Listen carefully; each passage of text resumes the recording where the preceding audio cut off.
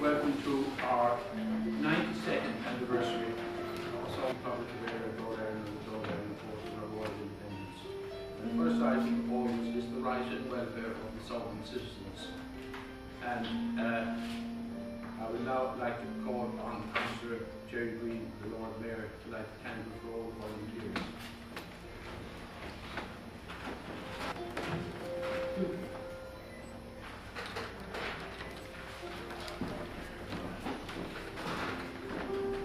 Proclamation of ours. We like to pick up that the back of it. It's our allegiance to the 1916 proclamation.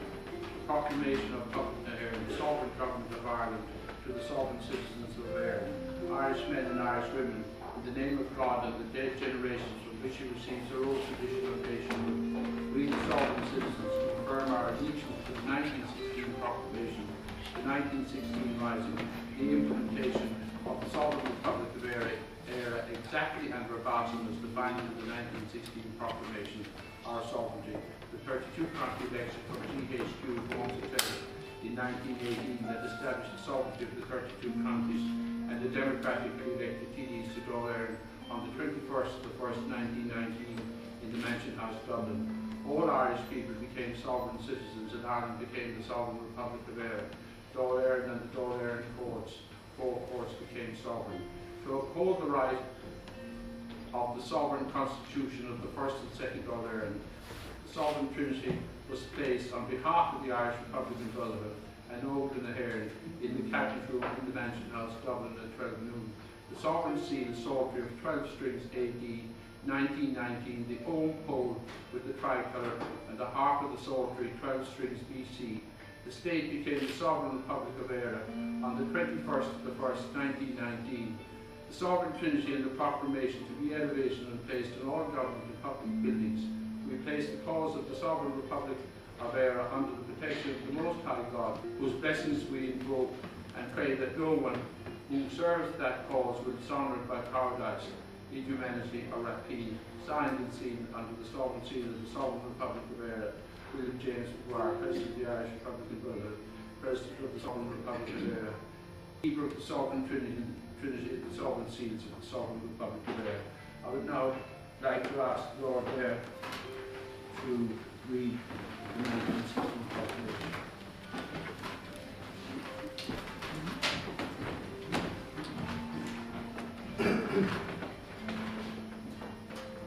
In the name of God and the dead generations from which she receives her old tradition of nationhood, Ireland, through us, summons her children to her flag and strikes for her freedom. Having organised and trained her manhood through her secret revolutionary organisation, the Irish Republican Brotherhood, and through her open military organisations, the Irish Volunteers and the Irish Citizens Army, having patiently perfected her discipline, having resolutely waited for the right moment to reveal herself, she now seizes that moment and, supported by her exiled children in America and by gallant allies in Europe, but relying in the first on her own strength, she strikes in full confidence of victory. We declare the right of the people of Ireland to the ownership of Ireland and to the unfettered control of Irish destinies to be sovereign and indefeasible. The long usurpation of that right by a foreign people and government has not extinguished the right, nor can it ever be extinguished except by the destruction of the Irish people.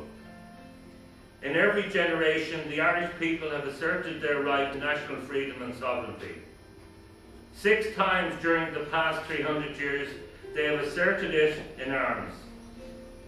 Standing on that fundamental right, and again asserting it in arms in the face of the world, we proclaim the Irish Republic as a sovereign, independent state, and we pledge our lives and the lives of our comrades in arms to the cause of its freedom, of its welfare, and of its exaltation among the nations. The Irish Republic is entitled to, and hereby claims, the allegiance of every Irish man and Irish woman. The Republic guarantees religious and civil liberty, equal rights and equal opportunities to all its citizens, and declares its resolve to pursue the happiness and prosperity of the whole nation and of all its parts, cherishing all the children of the nation equally, and oblivious of the differences carried by an alien government, which have divided a minority from the majority in the past. Until our arms have brought the opportune moment for the establishment of a permanent national government, representative of the whole people of Ireland and elected by the suffrages of her men and women, the provisional government, hereby constituted, will administer the civil and military affairs of the Republic in trust for the people. We place the cause of the Irish Republic under protection of the Most High God, whose blessing we invoke upon our arms, and we pray that no one who serves that cause will dishonour it by cowardice, inhumanity, or rapine. In this supreme hour, the Irish nation must, by its valour and discipline, and by the readiness of its children to sacrifice themselves for the common good, prove itself worthy of the august destiny to which it is called. Signed on behalf of the Provisional Government, Thomas J. Clark, Sean Dermody, Corey Pearce, James Connolly, Thomas MacDonagh, Eamon Cant, and Joseph Plunkett.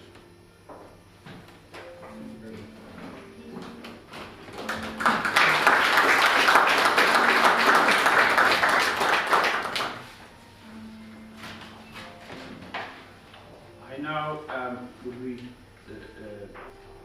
and turn this over to see.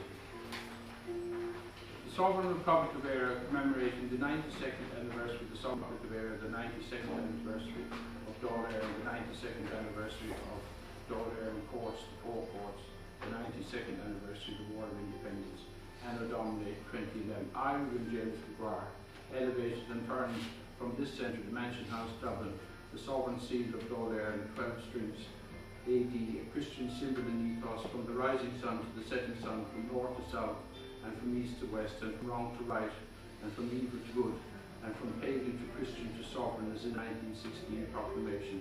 And I claim sovereignty over all the elements, earth, air, fire, and water, and all therein and thereof, on behalf of some citizens and the Sovereign Republic of Ireland, man's intellect and reason, signed and sealed on this day, the 21st of January, Anno Domini 2011, under the sovereign seal of the Sovereign Republic of Ireland, William James McGuire, President of the Irish Republican Brotherhood, President of the Sovereign Republic of Ireland, Keeper of the Sovereign Trinity and Sovereign Seals and Harps of the Sovereign Republic of Ireland. That's all our territory now, which is the largest, I believe, in Europe now. The 21st of the 1st, 1919, the Sovereign Republic of Ireland to the 21st of the 1st, 2011. I, William James McGuire, claim sovereignty over all the territory, rivers, lakes, seas, fishing rights, mineral rights, licenses, and all assets of the state on behalf of the sovereign citizens and the Sovereign Republic of Ireland and the Irish Republican Brotherhood, signed and sealed on this day, the 21st of January 2011, under the sovereign seal of the Sovereign Republic of Ireland, William James McGuire, President of the Irish Republican Brotherhood and President of the Sovereign Republic of Ireland. I place those on the tripod, and I will now turn the sovereign seal. I turn it from the rising sun, that is the sunship carrying it, from the rising sun to the setting sun, that's 12 noon. That's the setting sun, it goes underneath the world, comes up again. From north to south, and from east to west, from pagan to Christian to sovereign, as in the 1916 proclamation, man's intellect and reason. And I will show that in a second. I would now like to call on James O'Sullivan to read the Declaration of Independence.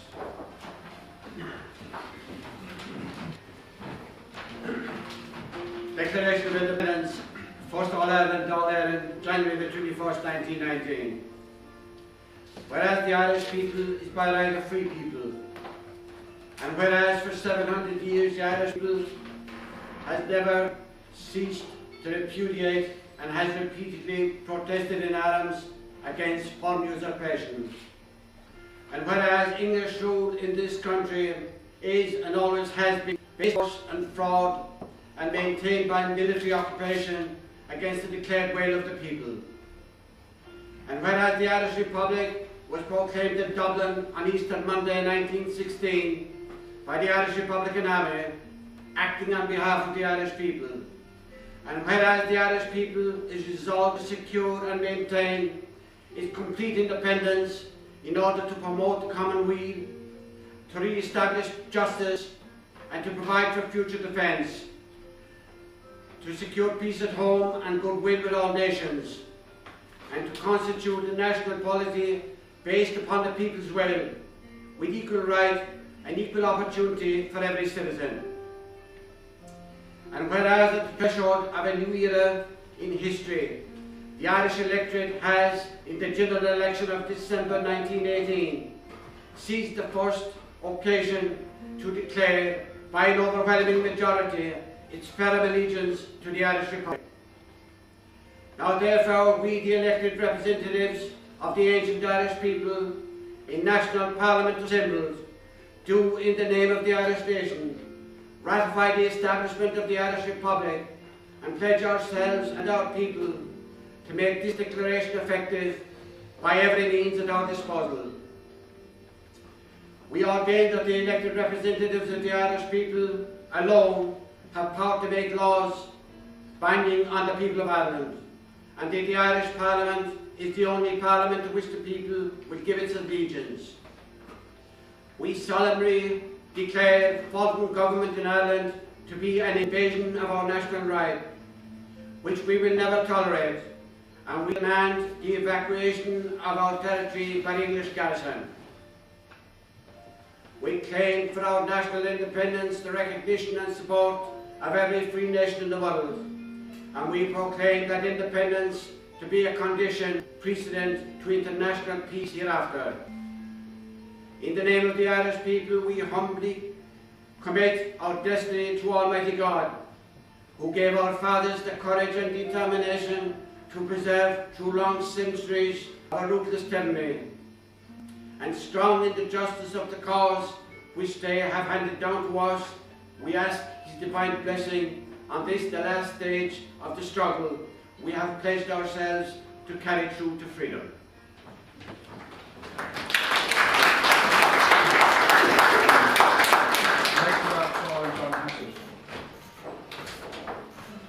The message to three nations.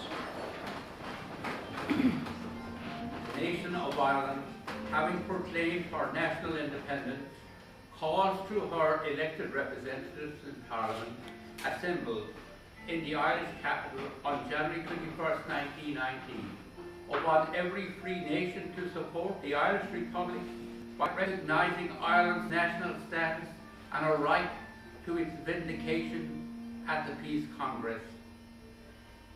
Nationally, the race, the language, the customs and traditions of Ireland are radically distinct from the English. Ireland is one of the most ancient nations in Europe, and she has preserved her national integrity, vigorous and intact, through 7 centuries of foreign oppression. She has never relinquished her national rights, and throughout the long era of English usurpation, she has in every generation defiantly proclaimed her inalienable right of nationhood, down to her last glorious resort to arms in 1916. Internationally, Ireland is the gateway of the Atlantic. Ireland is the last outpost of Europe towards the west of Ireland, towards the west. Ireland is the point upon which great routes between east and west converge. Her independence is demanded by the freedom of the seas. Her great harbours must be open to all nations instead of being the monopoly of England. Today, these harbours are empty. They idle solely because of English policy. He is determined to regain Ireland as a barren bulwark for English aggrandizement. And the unique geographical position of this island, far from being a benefit and safeguard to Europe and America, is subject to the of England's policy of world domination. Ireland today reasserts her historic nationhood, the more confidently before the new world emerging from the world, because she believes in freedom and justice as the fundamental principles of international law, because she believes in a frank cooperation between the peoples for equal rights against the vested privilege of ancient tyrannies, because the permanent peace of Europe can never be secured by perpetuating military dominion for the profit of empire, but only by establishing the control of government in every land upon the basis of the free will of a free people. And the existing state of war between Ireland and England can never be ended until Ireland is definitely evacuated by the armed forces of England. For these, among other reasons, Ireland resolutely and irrevocably determined at the dawn of the promised era of self-determination and liberty that she will suffer foreign dominion no longer, calls upon every free nation to uphold her national claim to complete independence as the Irish Republic against the arrogant pretensions of England, founded in fraud and sustained only by an overwhelming military occupation, and demands to be confronted publicly with England at the Congress of Nations, in order that the civilized world, having judged between English wrong and Irish right, may guarantee to Ireland its permanent support for the maintenance of her national independence.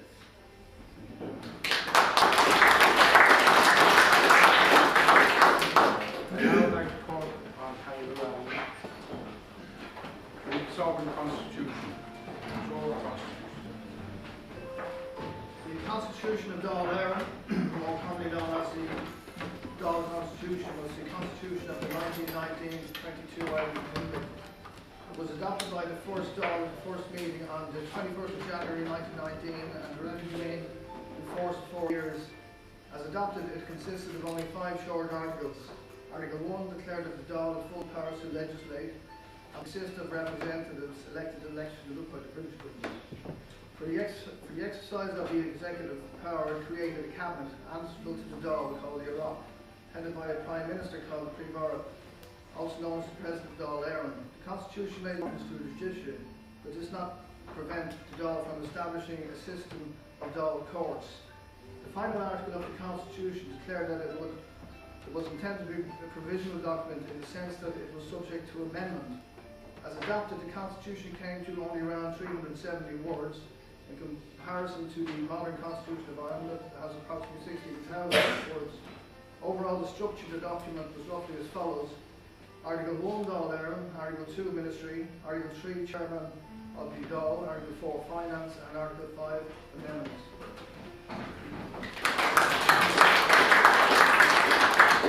I'd like to call on Dr. Rúil O'Donnell to say something. Fellow citizens, I'll be very brief. I personally believe as an historian and an Irishman, this is an important ceremony that is necessary for us to reflect on the past, to do what we can to draw strength from the traditions of our political structures in this time of national emergency. It's worth pointing out that today marks 2 anniversaries. The first, of course, is essentially the establishment of the modern Irish state through Dáil Éireann and its offices. It is also the anniversary of the War of Independence. And it's deeply unfortunate that we were obliged as a nation to rise in arms against our former imperial power, Britain. It should never have come to that. It came after a long period of working the constitutional systems in a time when Britain and Ireland were not democracies. And I think that it's worth bearing in mind that the first remotely democratic exercise in the history of these islands, including our first cousins in England, Scotland and Wales, was the general election of 1918. That was the first time when virtually all adult males and some women had a chance to vote. It is the first genuine parliamentary process in the history of Britain and Ireland. And in that election, an overwhelming majority of the Irish electorate endorsed the Sinn Féin strategy of Irish nationalism and Irish Republican sovereignty. It was absolutely imperative that that will should have been respected by Westminster. Unfortunately, it was not, and we have the twin-track approach of the creation of the modern Irish state in the midst of a war. Sadly and disastrously for all of us, 32 counties entered that war and only 26 emerged, with 6 hived off to remain under British jurisdiction, which has been a never-ending source of instability throughout these islands ever since. And at this time, I think it behoves us well to return perhaps, at least philosophically, to the ideals of the 1916 Proclamation, incorporating the democratic programme of the First Dáil, and to hopefully draw strength from that in this time of crisis. That perhaps by rededicating the entire body politic of Ireland towards a progressive strategy, a national emergency, in which all modern Irish political parties have a part to play, we will emerge from this crisis in a better situation. Of course, we cannot continue to ignore the partition of Ireland. A constitutional path currently exists to address that. In my personal opinion, the Good Friday Agreement should be absolutely operated to the fullest extent possible to resolve that. Otherwise, it will come back to haunt us. Can we stand over a situation where in one small Atlantic country, in the midst of a chronic economic crisis, that we have 2 currencies, 2 technological zones, 2 sovereign governments attempting to administer the most basic fundamental precepts of statehood? It is untenable, and hopefully in the future we will return to this situation when we will have what we had in 1916, we had in 1919, which was a 32-county sovereign Irish Republic. Thank you.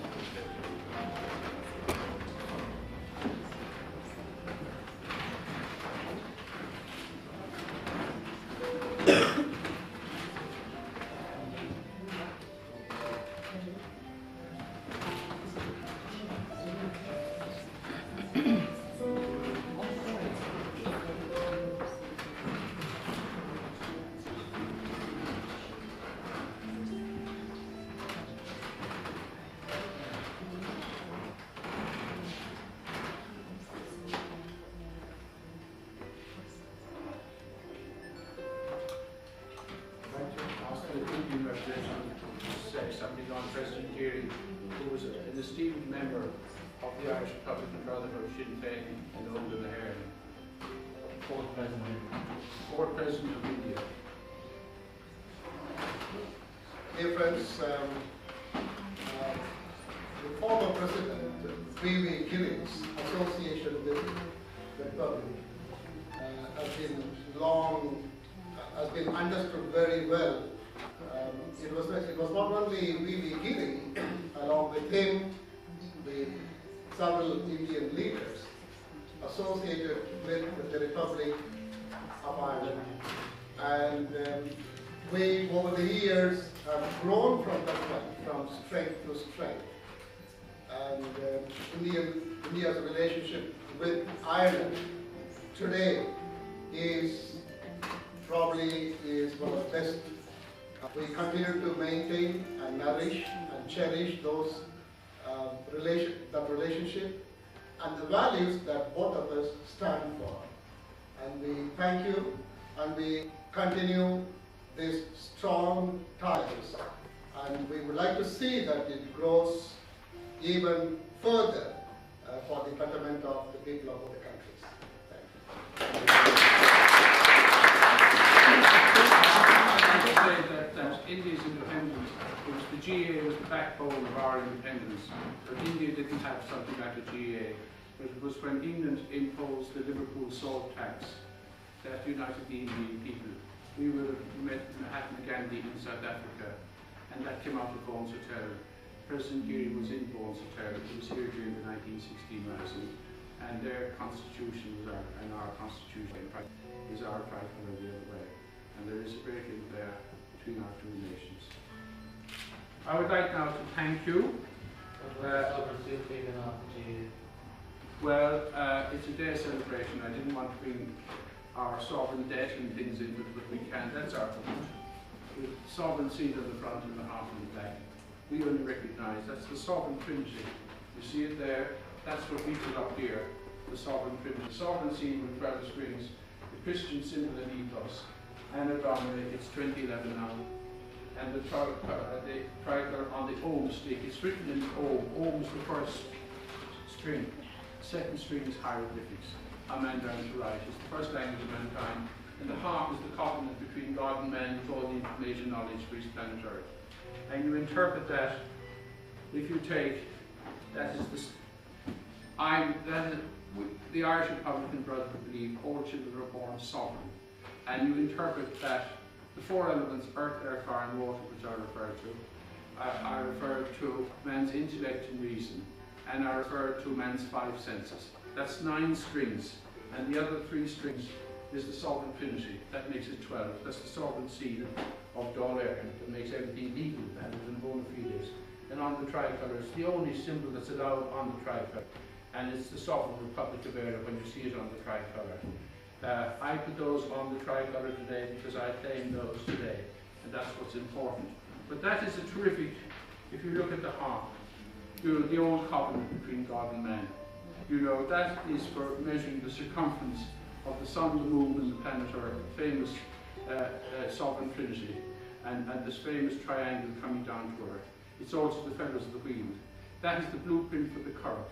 It's the sunship carrying the sun in all directions. They're the sun beings that grow all our food and our biomass. There's the crescent moon.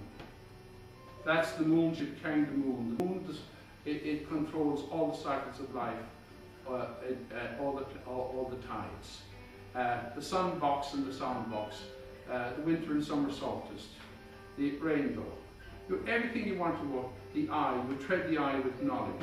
You tread the eye with light, you measure light and time. You tread light and shade. That's how the sundial, the compass, the wheel, all these strings, hieroglyphics, how men learn to count, how men learn to write, how you write music, all our civilization, all the Celtic designs. And you see the grid and the graph, how geography, how a map is composed. Everything you want to know, how man learned to weave his clothes, everything's on that. And I'm standing between on my left and on my right, male and female. and that is the sovereign trinity. You are sovereign citizens. That's where it comes from. And I think we should know about the sovereign trinity. All our language is all from the first letter of it's the O alphabet. And the first letter of all the woodland trees. That's why we do.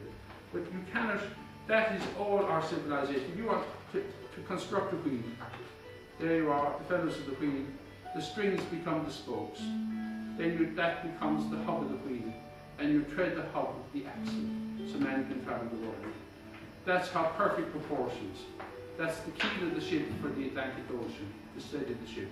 They had all that information, and that's where it comes from. And that's where our civilization comes from. And we shouldn't lose that. I wasn't going to say something on that because I'm sure you'll find it long enough to do. But I would like to thank the Lord Mayor.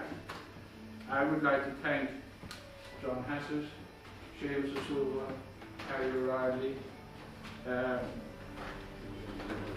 Rowan O'Donnell. I'd like to thank our Arthur Sneed. And I would like to thank the Indian representative for coming today to celebrate. It's the 92nd anniversary. It's my 47th time our Independence Day. And we're hoping to go now after the sermon to the GPO and read the 1916 proclamation.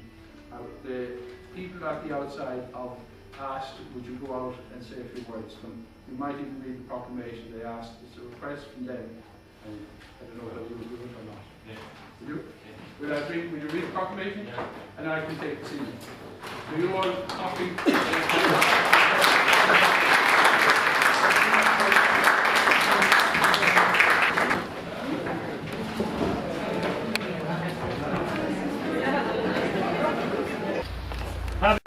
Republican Brotherhood, and through her open military organisations, the Irish Volunteers and the Irish Citizens Army, having patiently acted her discipline, having resolutely waited for the right moment to reveal itself, she now seizes that moment.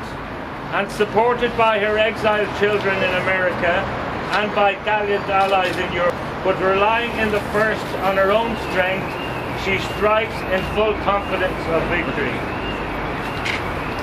We declare the right of the people of Ireland to the ownership of Ireland and to the unfettered control of Irish destinies to be sovereign and indefeasible. The long usurpation of that right by a foreign people and government has not extinguished the right, nor can it ever be extinguished except by the destruction of the Irish people. In every generation, the Irish people have asserted their right to national freedom and sovereignty. 6 times during the past 300 years, they have asserted it in arms. Standing on that fundamental right, and again asserting it in arms in the face of the world, we hereby proclaim the Irish Republic as a sovereign, independent state and pledge our lives and the lives of our comrades in arms to the cause of its freedom, of its welfare, and of its exaltation among the nations. The Irish Republic is entitled to, and hereby claims, the allegiance of every Irishman and every Irish woman. The Republic guarantees religious and civil liberty, equal rights and equal opportunities to all its citizens, and declares its resolve to pursue the happiness and prosperity of the whole nation and of all its parts, cherishing all the children of the nation equally and oblivious of the differences carefully fostered by an ailing government which have divided a minority from the majority in the past. Until our arms have brought the opportune moment for the establishment of a permanent national government, representative of the whole people of Ireland and elected by the suffrages of all her men and women, the provisional government hereby constituted will administer the civil and military affairs of the Republic in trust for the people. We place the cause of the Irish Republic under the protection of the Most High God, whose blessing we invoke upon our arms, and we pray that no one who serves that cause will dishonour it by cowardice, inhumanity or rapine. In this supreme moment, the Irish nation must, by its valour and discipline, and by the readiness of its children to sacrifice themselves for the common good, prove itself worthy of the august destiny to which it is called. Signed on behalf of the Provisional Government, Thomas J. Clarke, Sean McDermott, Pádraig Pearse, James Connolly, Tomás McDonagh, Eamon Cant and Joseph Plunkett. Could we have the little girl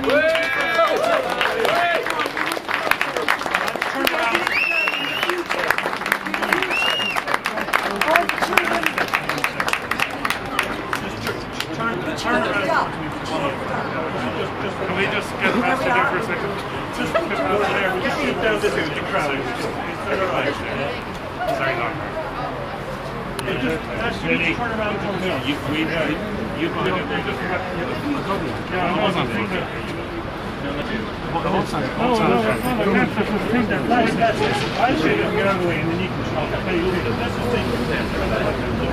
Speaker there behind me. Just turn around. Just turn around. That's it.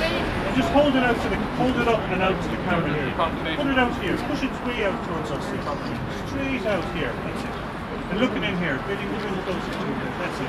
Straight up into the camera. That's it. Just looking up here. Hold up the proclamation more, Lord. Hit the cameras, lads. Straight at me here. That's it. That's it. And he's got one this way. Stay there. Different. Yeah. Now, just if you just move over there, can you brush your hair off your glasses? No, just brush your hair off your glasses. That's it. Okay, lovely. Just up to us here. That's great. You're just hiding your face there. No, you. Okay, so. Lovely, lovely. Okay. Just up this way, Lord Mayor.